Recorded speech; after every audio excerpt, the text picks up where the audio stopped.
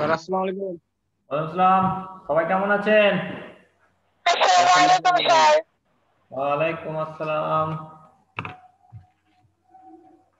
সবাই কেমন আছেন মনি? ভালো স্যার, আপনি কেমন আছেন? আছি মনি, ভালোই আছি। একটু ঘুম ঘুম ভাব হচ্ছে, কালকে একটু রাত জেগেছি তো। বুঝলেন না, আমাদের একটা ধর্মীয় অনুষ্ঠান ছিল কালকে, একটু বেশি রাতে ঘুমাইছিলাম। হ্যাঁ স্যার, কালকে কেমন মজা করলেন? আমরা কেমন মজা করছি এটা তো আপনি বাসার থেকে বুঝতে পারছেন। ধুম ধুম।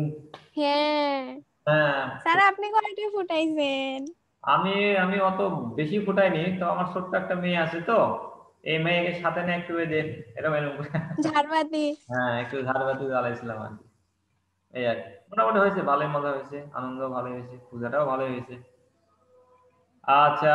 খাওয়া দাওয়া কেমন করলেন স্যার? মানে খাওয়া দাওয়া কেমন করলেন?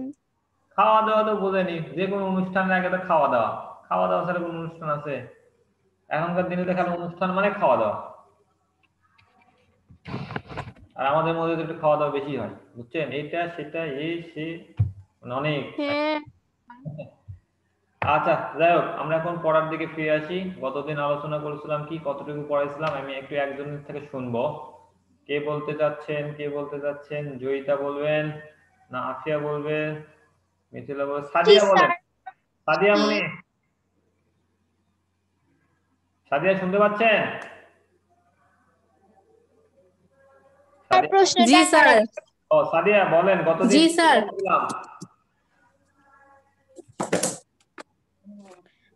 স্যার, সমযোজী বন্ধন যোজনী গুলা করাইছিলেন। মনোযোগ বন্ধন শিখেছিলাম, যোজনী গুলো শিখেছিলাম, তাই না? আর কি আয়নিক হ্যাঁ স্যার, আয়নিক বন্ধন। রাসায়নিক বন্ধন শেষ করেছিলাম। আচ্ছা, পানিতে দ্রবণীয়তার কৌশল, এটা কি শেখানো হয়েছিল? না। না স্যার। পানিতে না স্যার। কৌশল শেখানো হয়নি। তারপরে আপনার যে আহ কোন একটা আয়নিক যৌগের মধ্যে যে বিদ্যুৎ পরিবহন হয় এটাও শিখাইনি, ধাতব বন্ধনটাও শিখাইনি। আজকে আমরা এটা একটু শিখাবো। কি কি শিখাবো? যে আয়নিক যৌগগুলো পানিতে দ্রবীভূত হয়।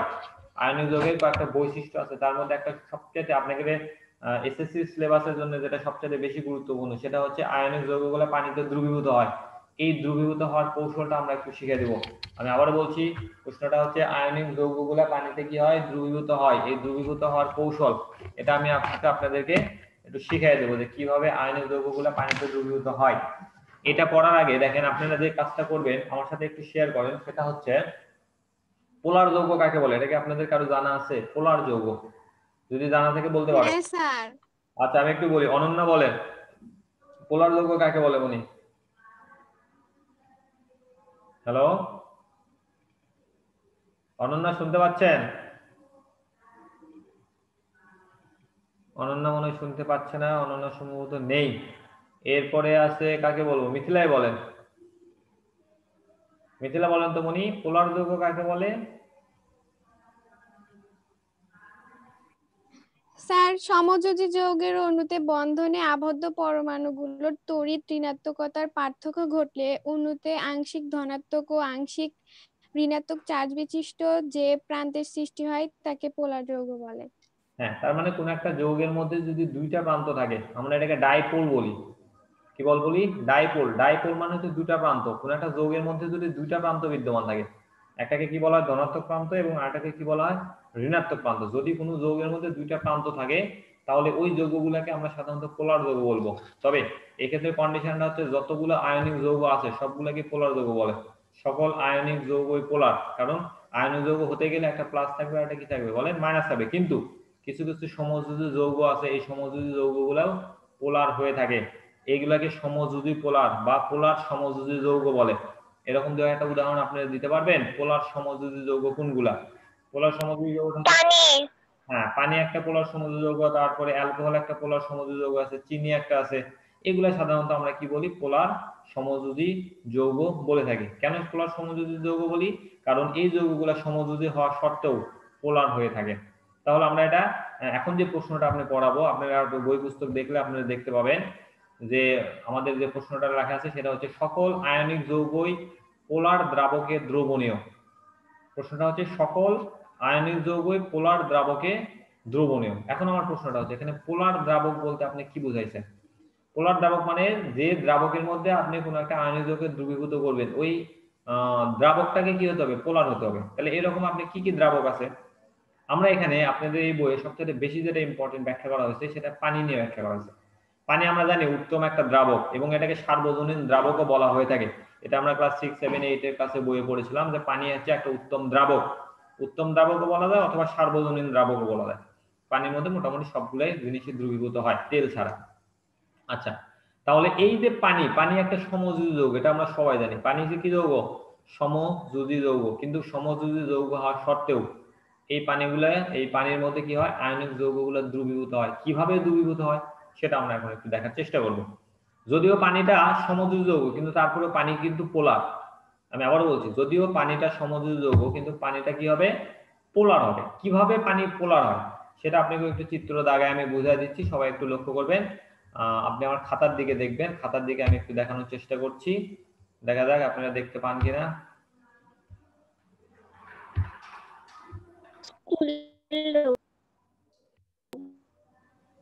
একটু খাতার দিকে লক্ষ্য করবেন, দেখেন। হ্যাঁ, আপনারা খাতা দেখতে পাচ্ছেন আমার?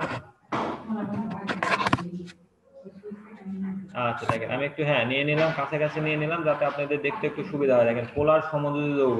আমি যদি একটু বড় করে ব্যাখ্যা করি, আমরা পানির আণবিক সংকেত হচ্ছে H2O। এটা আমরা জানি, এটাকে কি বলা হয়? পানির আণবিক সংকেত। আচ্ছা, এই পানির আবার আণবিক সংকেতটা যদি আমরা একটু ভাঙায় নেই তাহলে পানির গাঠনিক সংকেত হচ্ছে কি বলেন? এরকম আকৃতি। এটা তো মোটামুটি আপনারা জানেনই। পানির কি সংকেত? এটাকে বলা হয় গাঠনিক সংকেত। আচ্ছা, পানির আকৃতিটা কি রকম হবে? পানির আকৃতি কিন্তু সরলরৈখিক হবে না। সরলরৈখিক না হয়ে কি হবে বলেন? কৌণিক হবে। কি হবে? ত্রিকোণা, কৌণিক, উল্টা ভি। আপনি অনেকগুলা বলতে পারেন। আপনি উল্টা ভিও বলতে পারেন, ভি আকৃতি বলতে পারেন, কৌণিক বলতে পারেন, ত্রিকোণা এরকমও বলতে পারেন, অনেকগুলা আইটেমের বলা যায় আর কি। তাহলে এটাকে কি বলা হয় মানে? এটাকে বলা হয় হচ্ছে H2O। এটা হচ্ছে পানি। এটার নাম কি? পানির গাঠনিক সংকেত। এখন আমার প্রশ্নটা হচ্ছে এই যে পানির গাঠনিক সংকেত যে আমরা এখানে লিখলাম, এই পানির গাঠনিক সংকেতে আপনি একটু লক্ষ্য করে দেখেন, এখানে দুইটা সমযোজী বন্ধন আছে। এই একটা সমযোজী বন্ধন, এই দিক থেকে এই একটা সমযোজী বন্ধন। কয়টা সমযোজী বন্ধন আছে উনি? দুইটা সমযোজী বন্ধন আছে। এখন বলেন তো, হাইড্রোজেনের এক প্রান্তে ধনাত্মক এবং অক্সিজেনের এক প্রান্তে ঋণাত্মক সৃষ্টি হয়। অনেকটু বলি, তাহলে এখানে দেখেন অক্সিজেন আর হাইড্রোজেনের মধ্যে এক ধরনের সমযোজী বন্ধন আছে। এখন আমার প্রশ্নটা হচ্ছে এই সমযোজী বন্ধনে যে দুইটা ইলেকট্রন আছে, এই দুইটা ইলেকট্রনকে এই দুইটা পরমাণুর মধ্যে কে নিজের দিকে বেশি টানবে? যার তড়িৎ ঋণাত্মকতা বেশি সে নিজের দিকে বেশি টেনে নেবে। আমি কি বুঝাইতে পারছি? তাহলে অক্সিজেন এবং হাইড্রোজেনের মধ্যে যে সমযোজী বন্ধনটা আছে, এই সমযোজী বন্ধনের যে দুইটা ইলেকট্রন আছে, এই দুইটা ইলেকট্রনকে কে টানবে? যে পরমাণুর তড়িৎ ঋণাত্মকতা বেশি সেই পরমাণু কি করবে? নিজের দিকে টেনে নেবে। আমি কি বুঝাইতে পারছি? যে পরমাণুর তড়িৎ ঋণাত্মকতা বেশি সেই পরমাণু নিজের দিকে কি করবে? টেনে নেবে। আচ্ছা, এখন দেখেন আমরা পর্দার সামনে লক্ষ্য করলে দেখতে পাবো হাইড্রোজেনের তুলনায় অক্সিজেনের তড়িৎ ঋণাত্মকতা বেশি। আবার এখান থেকে প্রশ্ন আসতে পারে যে তড়িৎ ঋণাত্মকতা কাকে বলে? এটা আপনারা প্রশ্ন করতে পারেন যে স্যার তড়িৎ ঋণাত্মকতা আবার কি জিনিস? তড়িৎ ঋণাত্মকতা হচ্ছে সমযোজী বন্ধনে শেয়ারকৃত ইলেকট্রনকে যে পরমাণু নিজের দিকে টানার ক্ষমতা বেশি তার আবার কি হয়? তড়িৎ ঋণাত্মকতা বেশি হয়। আচ্ছা, তাহলে এই হাইড্রোজেন এবং অক্সিজেনের মধ্যে অক্সিজেনের তড়িৎ ঋণাত্মকতা হাইড্রোজেনের তুলনায় কি হবে? বেশি হবে। তাহলে এই যে সমযোজী বন্ধনে ইলেকট্রন দুটো যা আছে, এই দুটো ইলেকট্রনকে অক্সিজেন কি করবে? নিজের দিকে টেনে নেবে। অক্সিজেন কি করবে? নিজের দিকে টেনে নেবে। এখন অক্সিজেনের যখন নিজের দিকে টেনে নেয় তখন অক্সিজেনের চারপাশে ইলেকট্রনের ঘনত্ব যতটুকু হওয়ার কথা তার চাইতে ইলেকট্রনের ঘনত্ব কি হয়ে যাবে? একটু বেশি হয়ে যাবে। যখনই ইলেকট্রনের ঘনত্ব বেশি হবে তখনই এটাকে আমরা ঋণাত্মক বলবো। কি বলবো? ঋণাত্মক বলবো, আংশিক ঋণাত্মক। এই আংশিক কথাটার জন্য আমরা এখানে ডেল ব্যবহার করেছি, ডেল মাইনাস, তার মানে আংশিক ঋণাত্মক। এটা কিন্তু একবারে 100 ভাগ, অর্থাৎ একবারে স্থায়ীভাবে কিন্তু এই দুইটা ইলেকট্রনকে অক্সিজেন পরমাণু টেনে নেয়নি। কিভাবে নিয়েছে? আংশিকভাবে, অস্থায়ীভাবে ইলেকট্রনটা টেনে নিয়েছে। ব্যাপারটা বুঝতে পেরেছেন? এই অস্থায়ীভাবে বা আংশিকভাবে টেনে নিয়েছে, এই জন্য এটাকে আমরা কি বলবো? ডেল মাইনাস বলবো। বুঝাতে পারছি? ডেল মাইনাস বলবো। এখন প্রশ্নটা হচ্ছে যেহেতু অক্সিজেনের তড়িৎ মানে ইলেকট্রনের ঘনত্বটা বেশি হয়েছে ওই জন্য সেটা মাইনাস হলো, তাহলে হাইড্রোজেন যেহেতু ছেড়ে দিল তাহলে হাইড্রোজেনটা কি হবে? ডেল প্লাস হয়ে যাবে। কি হয়ে যাবে? Del plus. তাহলে দেখেন এই যে সমযোজী বন্ধনে শেয়ারকৃত ইলেকট্রনকে যে পরমাণু নিজের দিকে টেনে নিল সেটাকে কি বলা হলো? আংশিক মাইনাস বলা হলো, এবং যেটা ছেড়ে দিল সেটাকে কি বলা? আংশিক ধনাত্মক বলা হলো। এখন প্রশ্নটা হচ্ছে এই যে আরো একটা সমযোজী বন্ধন তো আছে এদিকে, এই সমযোজী বন্ধনে ইলেকট্রনকে আবার এই অক্সিজেন পরমাণু টেনে নেবে, তাহলে 2 ডেল মাইনাস, আর এখানে হাইড্রোজেনটা কি হয়ে যাবে? ডেল প্লাস হয়ে যাবে। এই তো মোটামুটি হয়ে গেল, এটা হচ্ছে 2 ডেল মাইনাস 2 ডেল প্লাস। এখন দেখেন আপনি এই যে পানির গাঠনিক সংকেত লেখা দিলাম, যে আমি এই পানির গাঠনিক সংকেত থেকে দেখা যাচ্ছে যে পানির মধ্যে দুইটা প্রান্ত সৃষ্টি হয়েছে, একটাকে বলা হয় ধনাত্মক প্রান্ত, আর একটাকে কি বলা হয়? ঋণাত্মক প্রান্ত। এই দুইটা প্রান্ত আমাদের এখানে সৃষ্টি হলো।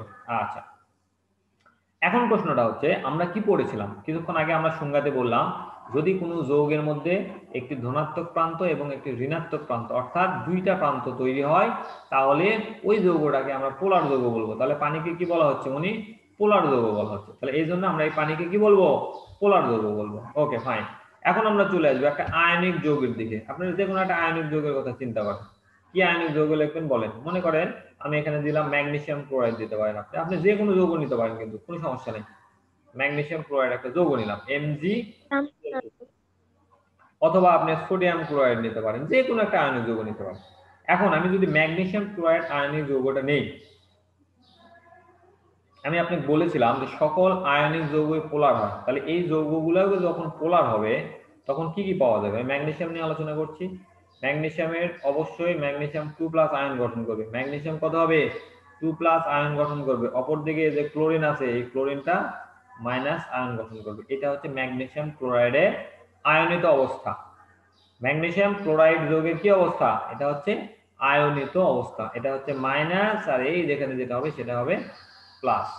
এখন এই আয়নিক যৌগ ম্যাগনেসিয়াম ক্লোরাইডকে যদি আপনি পানির মধ্যে দিয়ে দেন, পানির মধ্যে ছেড়ে দেন, তাহলে এই ম্যাগনেসিয়াম এবং ক্লোরিনের মধ্যে যে বন্ধন ছিল, যে বন্ধনের কারণে এই ম্যাগনেসিয়াম এবং ক্লোরিন পরস্পরের সংস্পর্শে আটকে আছে বা পরস্পরের সাথে যে লেগে আছে, পরস্পরের সাথে বন্ধনে আবদ্ধ আছে, এই ম্যাগনেসিয়াম ক্লোরাইডের মধ্যে এই বন্ধনটাকে যদি আপনি কোনোভাবে ভাঙতে পারেন তাহলে ম্যাগনেসিয়াম এবং ক্লোরিন পানিতে কি হয়ে যাবে?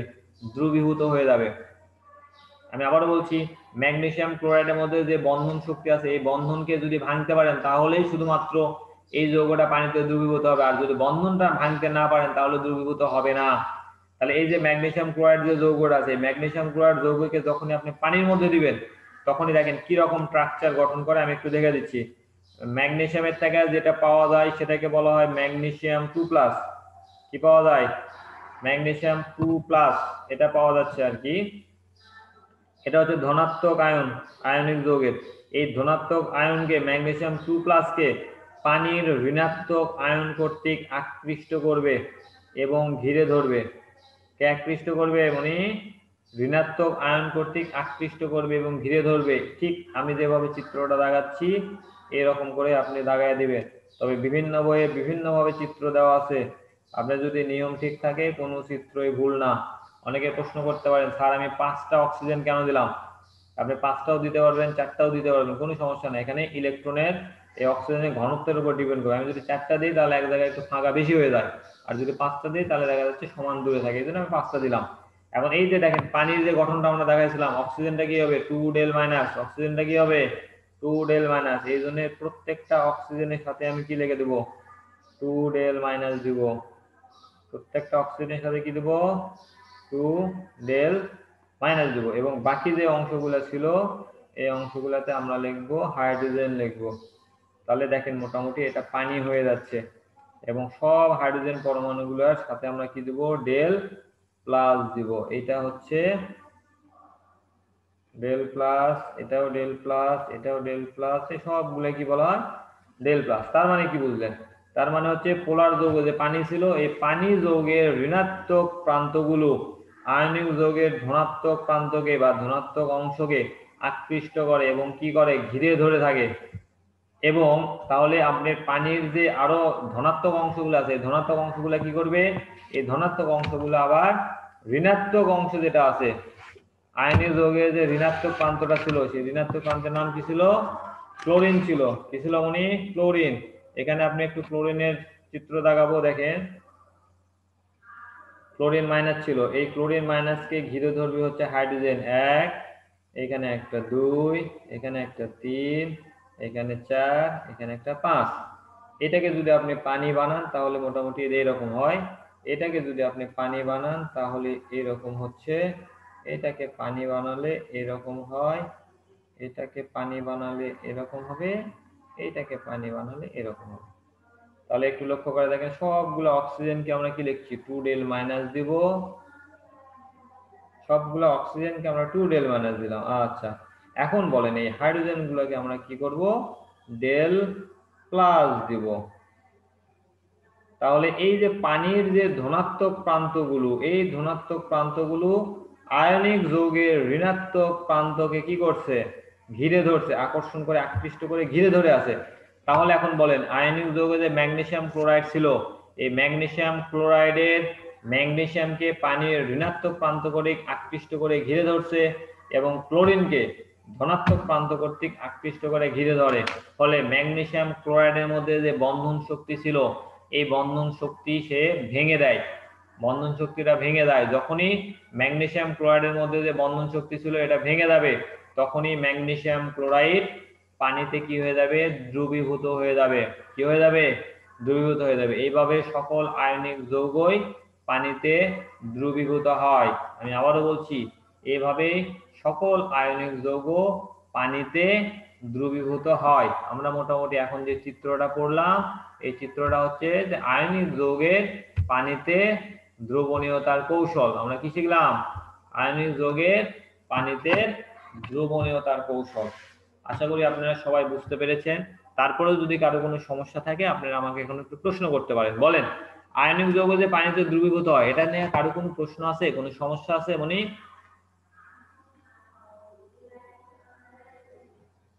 বলেন বলেন, কারো কোনো সমস্যা আছে?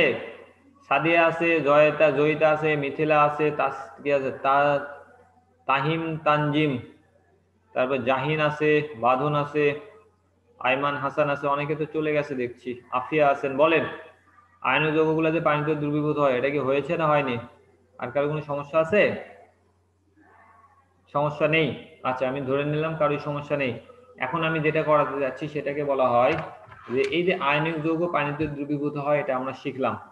এরপরে আরেকটা প্রশ্ন আছে যে কিছু কিছু যৌগ আছে এই যৌগগুলা অষ্টক নিয়ম মেনে চলে এবং কিছু কিছু যৌগ আছে এই যৌগগুলা অষ্টক নিয়ম মেনে চলে না।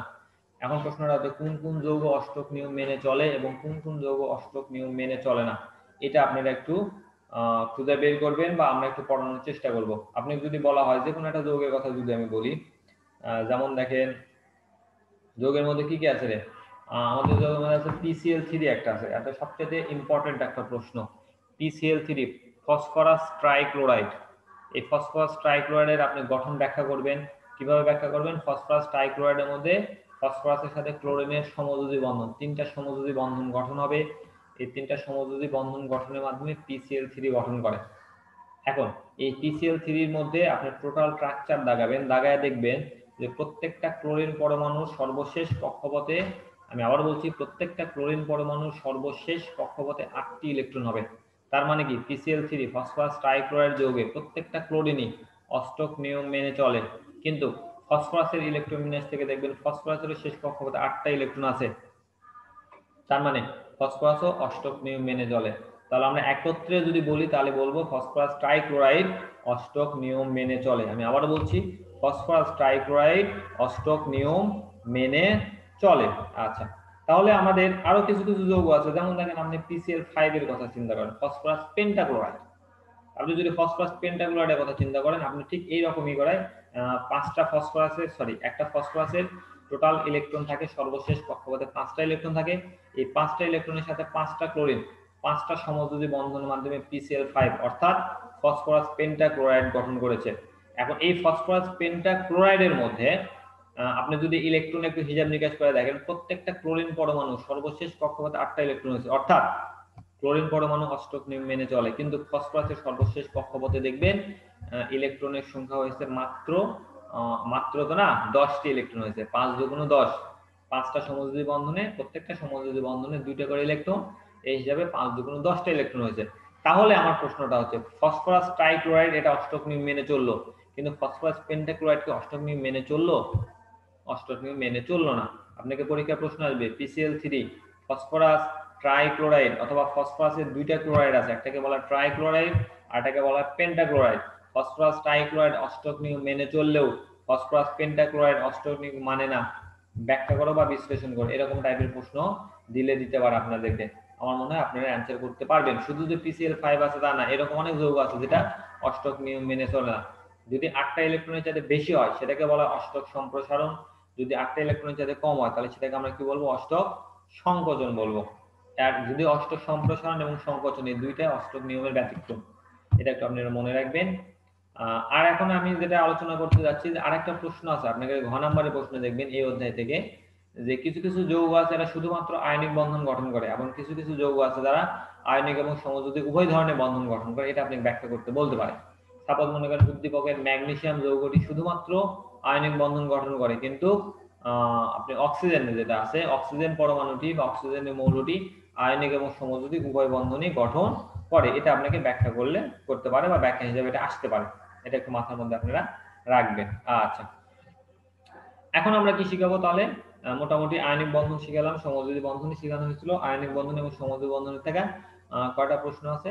3টা প্রশ্ন বড় আছে। একটা হচ্ছে দ্রবণীয়তার কৌশল, এটা শিখিয়ে দিলাম। তারপরে PCl3 অষ্টক নিয়ম মানলে PCl5 অষ্টক নিয়ম মানে না কেন, এটাও আমরা শিখিয়ে দিলাম। তারপরে আরেকটা প্রশ্ন শিখাবো, সেটা হচ্ছে কিছু কিছু মৌল আছে বা কিছু কিছু পরমাণু আছে শুধুমাত্র আয়নিক বন্ধন গঠন করে এবং কিছু কিছু মৌল আছে আয়নিক এবং সমযোজী উভয় বন্ধনই গঠন করে, এটা গাণিতিকভাবে বিশ্লেষণ করবে। তাহলে আমরা কি বললাম? ম্যাগনেসিয়াম শুধু আয়নিক বন্ধন গঠন করে এবং অক্সিজেন আয়নিক সমযোজী উভয় বন্ধন গঠন করে। এটা আমি আশা করছি আপনারা সবাই পারেন। তারপরেও যদি না পারেন তাহলে আমাকে বলবেন, আমি আপনাদের এটা আবার একটু আলোচনা করার চেষ্টা করব। আমি একটু হিন্ট দিয়ে দিচ্ছি, দেখেন। ম্যাগনেসিয়ামের ইলেকট্রন বিন্যাস করলে সর্বশেষ কক্ষপথে ইলেকট্রন পাওয়া যায় 2টি। এখন বলো তো, ম্যাগনেসিয়াম যদি বন্ধন গঠন করতে চায় তাহলে এই 2টা ইলেকট্রন ম্যাগনেসিয়ামকে কি করতে হবে? ত্যাগ করতে হবে, তাহলে তো অষ্টক পূর্ণ করতে পারবে না। ম্যাগনেসিয়াম যখন তার শেষ কক্ষপথ হতে 2টা ইলেকট্রন ত্যাগ করলো তখন ম্যাগনেসিয়াম কি হলো? অষ্টক পূর্ণ করলো। এখন এই যে অষ্টক পূর্ণ করলো, এই অষ্টক পূর্ণ করার জন্য সে 2টা ইলেকট্রন ত্যাগ করে 2+ আয়ন গঠন করেছে। আমি বুঝাতে পারছি?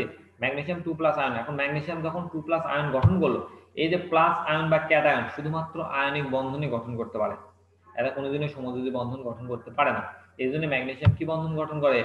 আয়নিক বন্ধন গঠন করে। কিন্তু ম্যাগনেসিয়ামের সর্বশেষ কক্ষপথে যে 2টা ইলেকট্রন আছে, এই 2টা ইলেকট্রন যদি অপর কোনো 2টা পরমাণুর সাথে শেয়ার করে তাহলে তার সর্বশেষ কক্ষপথে ইলেকট্রন হবে মাত্র 4টি। এই জন্য ম্যাগনেসিয়াম কোনোদিনও সমযোজী বন্ধন গঠন করবে না, সে কি করবে? আয়নিক বন্ধনের মাধ্যমে যৌগ গঠন করবে। অন্যদিকে আপনি যদি অক্সিজেনের দিকে তাকান, অক্সিজেনের ইলেকট্রন বিন্যাস করে দেখবেন সর্বশেষ কক্ষপথে ইলেকট্রন আছে কয়টি? অক্সিজেনের আছে 6টি সর্বশেষ কক্ষপথে। সে যদি কোনোভাবে 2টা ইলেকট্রন গ্রহণ করতে পারে তাহলে অষ্টক পূর্ণ হবে এবং সে আয়নিক বন্ধন গঠন করবে। তাহলে ইলেকট্রন গ্রহণ করে সে কি করছে? আয়নিক বন্ধন গঠন করতে পারছে। এখন প্রশ্নটা হচ্ছে, এই যে আয়নিক বন্ধন যে গঠন করছে, তাহলে অক্সিজেনের যে শেষ কক্ষপথে 6টা ইলেকট্রন ছিল, এই 6টা ইলেকট্রনের মধ্যে 2টা ইলেকট্রন অপর 2টার সাথে যদি সমযোজী বন্ধন গঠন করে তাহলেও কিন্তু অক্সিজেনের অষ্টক পূর্ণ হয়। যেমন আপনি পানির ক্ষেত্রে দেখতে পারবেন, পানির ক্ষেত্রে দেখবেন অক্সিজেনের 2টা ইলেকট্রন 2টা হাইড্রোজেন পরমাণুর সাথে 2টা সমযোজী বন্ধন গঠন করেছে, ফলে অক্সিজেনের অষ্টক পূর্ণ হয়েছে। তাহলে অক্সিজেন দেখা যাচ্ছে ইলেকট্রন গ্রহণ করে আয়নিক বন্ধন গঠন করে, মানে আয়নিক বন্ধনও গঠন করছে। অন্যদিকে এই অক্সিজেন পরমাণু আবার অন্য 2টা পরমাণুর সাথে সমযোজী বন্ধনের মাধ্যমে অষ্টক পূর্ণ করে বন্ধন গঠন করে বা যৌগ গঠন করে। তাহলে আমরা বলতে পারি অক্সিজেন পরমাণু এমন একটা পরমাণু যেটা আয়নিক এবং সমযোজী উভয় ধরনের বন্ধনই গঠন করে। আচ্ছা, এই হলো আমাদের আজকের 5 নাম্বার অধ্যায়ে পড়া। এখন আমার প্রশ্নটা হচ্ছে, আমরা একটু দেখব যে আমাদের সিলেবাসটা কি আছে। আমাদের সিলেবাসে আমি যতটুকু জানি যে পর্যায় সারণী আলোচনা করা ছিল, পর্যায় সারণী আমরা 2 দিন আলোচনা করেছিলাম। এরপরে এই যে আপনার 5 নাম্বার অধ্যায়ে যোজ্যতা ইলেকট্রন কাকে বলে, যোজনী কাকে বলে, আয়নিক বন্ধন, সমযোজী বন্ধন, এগুলো একটু সিলেবাসে আলোচনা করা ছিল, আমি একটু আলোচনা করলাম। এখন আমরা দেখব যে আর কি কি সিলেবাসে আছে, আমাদের আর কি কি ক্লাস নিতে হবে। আমাদের কেমিস্ট্রিতে আছে, আমি একটু আপনারা সবাই একটু আমার সাথে শেয়ার করেন, আমি একটু ক্লাসটা দেখছি। প্রথমে ছিল হচ্ছে পদার্থ চতুর্থ অবস্থা, এটা তো চতুর্থ অধ্যায় শেষ হয়ে গেল। পঞ্চম অধ্যায় মোটামুটি আজকে আমাদের ষেষ হয়ে গেল। এরপরে আমাদের আছে ষষ্ঠ অধ্যায়, মোলের ধারণা এবং রাসায়নিক গণনা। এই মোলের ধারণা এবং রাসায়নিক গণনা থেকে আমরা টোটাল 3টা ক্লাস নিতে পারবো। আর 8 এর মোটামুটি যোজ্যতা ইলেকট্রন, যোজনী, অষ্টক নিয়ম, 2 এর নিয়ম, এগুলো হলো রাসায়নিক বন্ধন গঠনের কারণ হয়ে গেল। সমযোজী বন্ধন, আয়নিক বন্ধনের বৈশিষ্ট্য, যেটা আমরা পানিতে দ্রবণীয়তার কৌশলগুলো শিখলাম, এগুলো আপনি একটু পড়ে নেবেন। আচ্ছা, তারপরে এদের যৌগমূলক এবং তাদের যোজনী, সংকেত, আণবিক সংকেত, গাঠনিক সংকেত, ক্যাটায়ন, অ্যানায়ন, এগুলো মোটামুটি আপনারা জানেনই। এখন আমরা সামনের দিন থেকে 6 নম্বর অধ্যায় শুরু করবো। আপনারা সিলেবাস দেখলে বুঝতে পারবেন 6 নম্বর অধ্যায়ে কি কি আছে। মোল আছে, গ্যাসের মোলার আয়তন আছে, মোল এবং আণবিক সংকেত আছে, আর মোলার দ্রবণ আছে, যৌগের শতকরা সংযুতি আছে, শতকরা সংযুতি থেকে স্থূল সংকেত এবং আণবিক সংকেত বের করার নিয়ম আছে, তারপর রাসায়নিক সমীকরণের গঠন আছে, তারপরে আছে হচ্ছে লিমিটিং বিক্রিয়ক এবং উৎপাদের শতকরা পরিমাণ। এই যে মোটামুটি এই জিনিসগুলো আমরা একটু আলোচনা করার চেষ্টা করবো। এটা আমাদের সিলেবাসে অন্তর্ভুক্ত করা হয়েছে। যেগুলো জিনিস সিলেবাসে অন্তর্ভুক্ত করা হয়েছে এই জিনিসগুলো আমরা ক্লাস 9-এ পড়ে একটু শেষ করে দেব। আচ্ছা মানে তবে আজকে এই 5 নম্বর অধ্যায়ে আমরা আলোচনা করলাম। এখন অনলাইনে ক্লাস, তো আমি যতটুকু চেষ্টা করেছি আপনাদেরকে শেখানোর জন্য অল্প সময়ের মধ্যে। তারপরে আরেকটু ভালো হবে যদি আপনারা বিষয়গুলো একটু পড়ে আসেন, আমাকে প্রশ্ন করেন, প্রশ্নের মাধ্যমে যদি আপনি শিখে নেন সেটা আমার মনে আরো বেশি ভালো হবে। সামনের দিন আমরা 6 নম্বর অধ্যায়টা একটু দেখে আসবো। 6 নম্বর অধ্যায় সিলেবাসে যতটুকু অংশ আলোচনা করা আছে এই অংশগুলো আমরা একটু পড়ে আসবো, আমরা একটু দেখে আসবো, তাহলে আপনারা প্রশ্ন করবেন, আমি উত্তর দিব। এইভাবে আমরা মোটামুটি 6 নম্বর অধ্যায়টা একটু শেষ করার চেষ্টা করব। এখানে বিয়োজিত বিষয়বস্তু যেগুলো আছে এগুলো বাদ দেওয়া আছে, এগুলো ক্লাস 10-এ আছে। আর যেটা আমাদের এবারকার সিলেবাসে অন্তর্ভুক্ত করা হচ্ছে সেটা হচ্ছে রাসায়নিক বন্ধন, রাসায়নিক বন্ধন গঠনের কারণে হচ্ছে এটা হয়ে গেল মোল, তারপরে গ্যাসের মোলার আয়তন, মোল, আণবিক সংকেত, মোলার দ্রবণ, এগুলো জিনিস নিয়ে আমাদের আলোচনা করা হচ্ছে। লিমিটিং বিক্রিয়ক, উৎপাদের শতকরা পরিমাণ, মোটামুটি এইটুকু জিনিস, মানে 6 নম্বর অধ্যায়ে প্রায় সবগুলো জিনিসই আছে। এটা আমাদের শেষ করতে প্রায় 2-3 দিন সময় লাগবে। এই 2-3 দিনের মধ্যে আমরা মোলার আয়তনটা শেষ করব। আর আরেকটা কথা একটু বলি, আগামীকালকে যে আপনাদের ক্লাস হবে, আপনারা এর মধ্যে সবাই অবগত আছেন যে তৃতীয় সপ্তাহের যে অ্যাসাইনমেন্ট বা 3 নম্বর অ্যাসাইনমেন্ট যেটা, এটা অলরেডি সরকার আমাদের প্রকাশ করেছে। আমাদের কেমিস্ট্রিতে এবার আবারও অ্যাসাইনমেন্ট দেওয়া হয়েছে। আপনারা যদি অ্যাসাইনমেন্টটা পেয়ে থাকেন তাহলে অ্যাসাইনমেন্ট নিয়ে একটু নিজে নিজে চিন্তা ভাবনা করবেন, একটু স্টাডি করবেন। আমি অ্যাসাইনমেন্ট নিয়ে কালকে আবার একটু আলোচনা করবো, আমাকে একটু মনে করে দেবেন। মিথিলা, কালকে একটু মনে করে দেন, আমরা অ্যাসাইনমেন্ট নিয়ে একটু কথা বলবো। আপনার যদি নতুন 3 নাম্বার অ্যাসাইনমেন্টটা, এই অ্যাসাইনমেন্ট আমরা কিভাবে করব, কিভাবে করলে আমাদের ভালো হবে। আচ্ছা, আজকে পর্যন্ত এই পর্যন্তই। সবাই সুস্থ থাকেন, ভালো থাকেন। স্যার আসসালামু আলাইকুম। ধন্যবাদ সবাইকে।